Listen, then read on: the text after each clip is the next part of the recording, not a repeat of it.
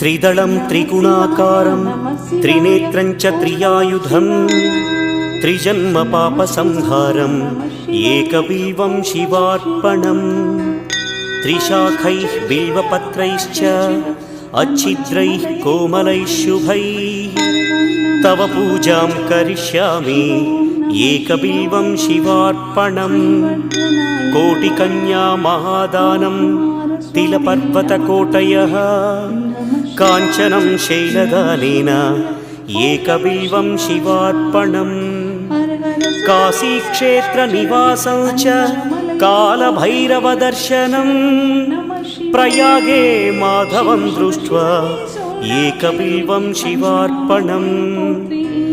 इन्दुवारे व्रतं स्थित्वा निराहारो महेश्वर